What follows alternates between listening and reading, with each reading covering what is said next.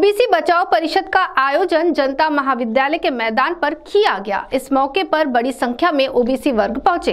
इस दौरान विदर्भवादी ओबीसी नेता डॉक्टर अशोक जीवतोड़े ने क्या कहा, आइए जानते हैं।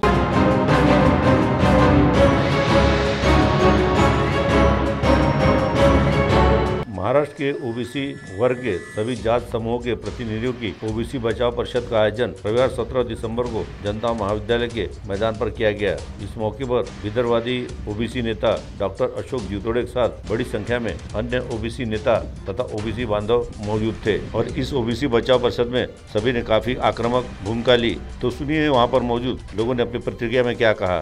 चंद्रपूर जिल्हा खेडोली कुणबी समाज सचिव या ठिकाणी ओबीसी बचाव परिषद यामध्ये जे जरांगे पाटील यांनी सरसकट ओबीसी किंवा सरसकट कुणबी प्रमाणपत्र देण्याची मुद्दा मांडलेला आहे।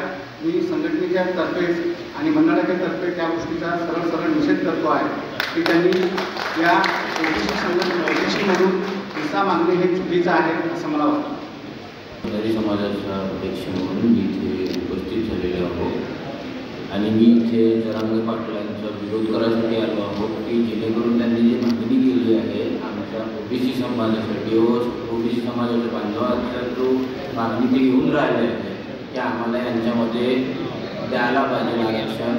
आम्ही याचा विरोध करतो।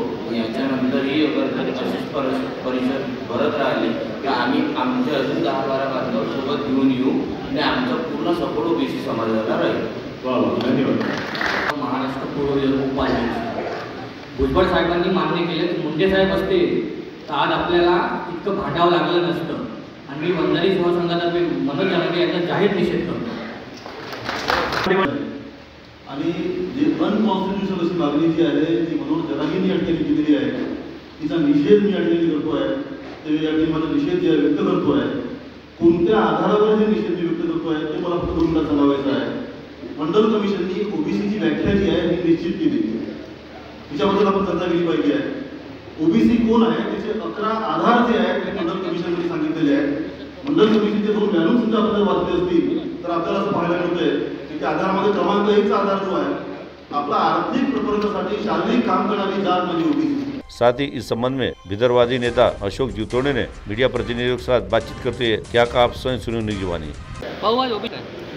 सर्वप्रथम या ओबीसी बचाव परिषदेमध्ये मराठा नेते मनोज जरांगेचा सर्व आणि एकमताने त्यांचा निषेध करण्याचा ठराव सुरुवातीलाच या ठिकाणी पारित झाला आहे। आणि मुख्य म्हणजे जे ओबीसीसाठी झटणारे नेते आहेत, ओबीसी नेते आदरणीय छगन भुजबळ साहेब व इतर ओबीसी नेते या सर्वांचं अभिनंदन या ठिकाणी करण्यात आलं।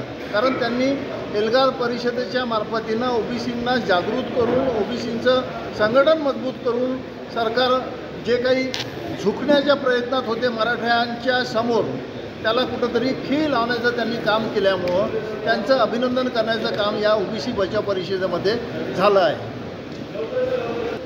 CTV के लिए हमारे प्रतिनिधि बाबू गारकर की रिपोर्ट।